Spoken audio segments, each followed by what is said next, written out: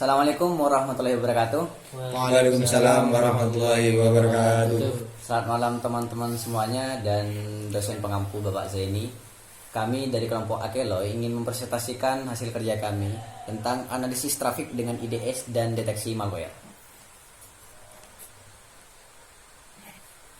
Baik, untuk langkah pertama kita mencari data terlebih dahulu, yang mana kita menggunakan website Wersak untuk mencari data-datanya. Di Wersak sendiri banyak sekali data-data yang beredar, yang mana yang kita ambil salah satu dari data-data tersebut ada di kode 4322. Oke, selanjutnya jika kita sudah mendownload data, maka otomatis data kita ada di folder download terlebih dahulu. Nah, agar mempermudah, kita rubah nama-nama yang udah kita download seperti kode-kode tadi, contoh ubah menjadi Akeloy atau enggak ubah menjadi traffic. Nah, fungsinya apa? Agar mempermudah kita untuk pemanggilan data.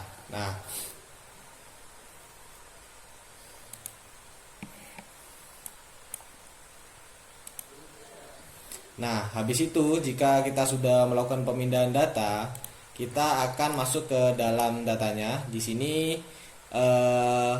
kita menggunakan Docker desktop agar tidak mengulang instalasi yang lama. Kita lanjutkan langsung ke kode yang pertama, yang dimana kita sudah mengumpulkan beberapa kode. Nanti mungkin fungsi-fungsinya bisa dijelaskan oleh sahabat di kiri saya. Nah, untuk kode pertama kita menggunakan ini. Nah, fungsinya yaitu kita membuat data yang dimana itu menampilkan output dari nama data kita atau enggak data yang kita download tadi. Nah, berhubung data tadi yang kodenya sudah dijelaskan oleh sahabat di kanan saya rubah menjadi traffic data, maka akan memunculkan isi dari traffic data di dalam sebuah output itu. Nah, mungkin sambil menunggu ini bisa dijelaskan oleh sahabat di kiri saya apa itu tentang ini.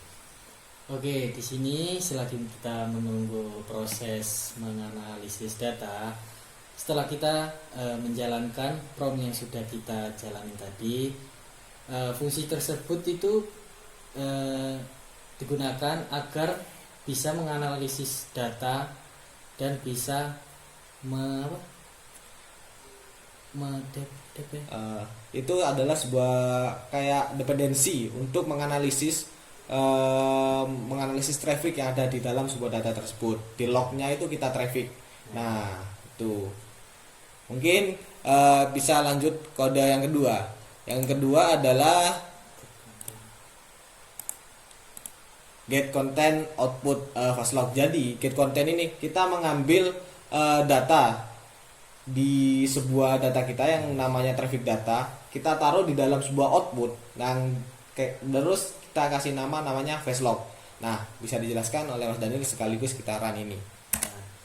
Baik, selagi kita menunggu proses running-nya dan di sini running-nya sudah selesai, di sini saya sedikit menjelaskan fungsi dari prompt yang sudah dijalankan barusan, yaitu untuk membaca dan menampilkan isi file stack bernama facelog yang berada di dalam folder output.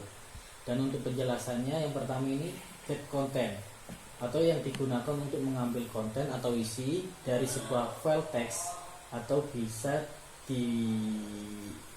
diimplementasikan seperti mirip chat di Linux. Kemudian yang kedua, output facelog atau part relatif ke filelog, artinya file facelog berada di dalam folder output. Oke, benar yang dikatakan oleh sahabat di kiri saya, bahwasannya dari beberapa penjelasan barusan itu mengarah bagaimana cara kita mengeset output yang ada di file kita download tadi, bagaimana cara kita membaca terlebih dahulu, menampilkan di output itu menjadi apa, isinya apa. Nah, kita berhubungnya untuk mencari traffic, kita mencari lognya terlebih dahulu, yaitu ada facelog. Oke, selanjutnya yaitu kode yang ketiga kita masukkan. Nah, kode yang ketiga ini merupakan sebuah identifikasi untuk mengetahui apakah ada hal berbahaya di dalam log tersebut. Nah, mungkin bisa kita pastikan dulu, nanti untuk penjelasannya bisa dijelaskan oleh sahabat di kanan saya. Oke, kita Nah, sambil menunggu hasil runnya di kode ketiga ini bertujuan untuk menjalankan file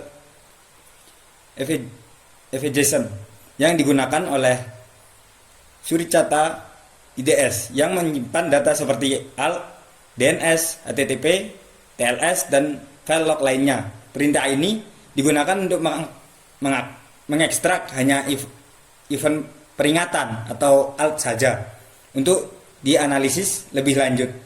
Yang mana ALT sendiri untuk kita analisis di codingan yang ketiga ini. Nah, betul yang dikatakan sahabat di kanan saya, berarti dari kode yang kita masukkan tadi, yang kita prompt yang kita udah masukkan tadi, ini adalah sebuah kode yang dimana kode itu akan menganalisis apakah ada identifikasi yang berbahaya dari sebuah lognya tadi. Nah, selanjutnya jika kita udah menemukan beberapa identifikasi yang berbahaya, contohnya seperti ada di ini, nanti bisa kita baca oleh kelompok saya, mungkin ada di laporan. Itu udah kita siapkan, ada beberapa kode-kode, ada input-input yang ternyata itu identifikasinya masih agak berbahaya. Nah selanjutnya yaitu untuk kode yang keempat.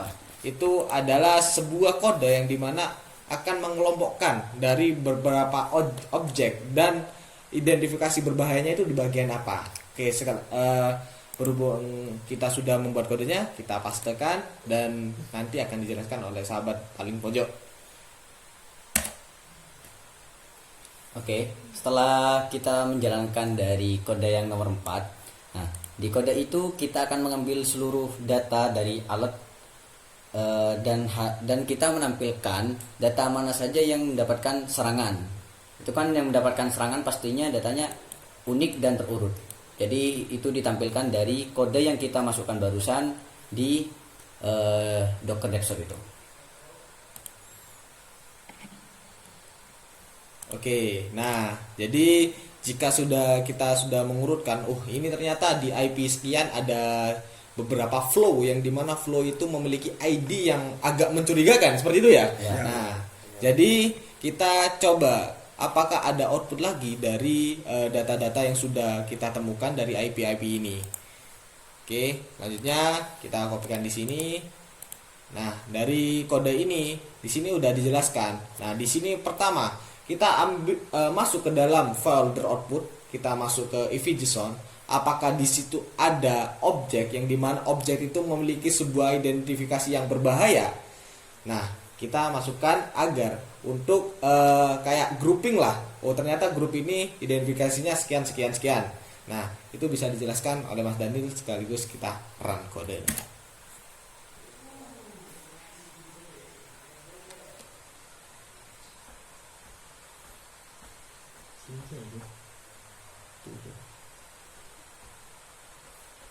Nah, tadi adalah yang saya maksud adalah grouping objek, grouping kode, atau enggak grouping IP. Di sini bisa menjadi tergantung kita masukinnya di kode ini. Apakah kita masukkan kodenya itu alert saja yang kita grouping atau IP yang berbahaya saja yang kita grouping. Nah, selanjutnya itu ada di kode field patch, itu kita masuk ke ifjson yang sudah kita analisis di sini trafficnya, kita masuk ke dalam situ terlebih dahulu. Nah, ini merupakan beberapa kode yang sudah kita analisis. Di sini ada grouping untuk dari beberapa data di atas. Nah, kita keluarkan dulu. Selanjutnya masuk ke file ini ifjson. Nah, bisa dijelaskan oleh saudara di kiri saya. Oke, untuk di sini untuk fungsi prompt tersebut itu untuk kita masuk ke dalam file ifjson terlebih dahulu. Nah, apakah kita masuk itu benar apa enggak, apakah ada datanya apa enggak, kita ada kode. Nah, mungkin bisa dijelaskan oleh sahabat di pojok sana. Nah, setelah itu kode yang testbed itu, setelah kita masuk ke EV-JSON, apakah di dalam EV-JSON ini terdapat data? Benar-benar ada data, dan di situ dijalankan. Apabila benar-benar ada data, nanti akan muncul True. Nah, true itu. bisa dijelaskan, Mas. Nah, di situ terdapat kata true. Nah, di dalam EV-JSON itu benar-benar memang ada data yang Teridentifikasi Teridentifikasi, dan ya. emang ada data yang ada di EV-JSON. Jadi jika false itu berarti data yang kita running dari awal tidak ada data sama sekali dan itu hoax. Nah, mungkin bisa kita lanjut dari kode ini, yaitu kita sudah melakukan modifikasi dari kode yang sudah ada di Spada. Iya. Nah, kita modifikasi, mungkin bisa dijelaskan oleh Mas Lutfi. Berarti kode-kode apa saja yang kita masukkan? Iya. Checksum IP TP misalnya.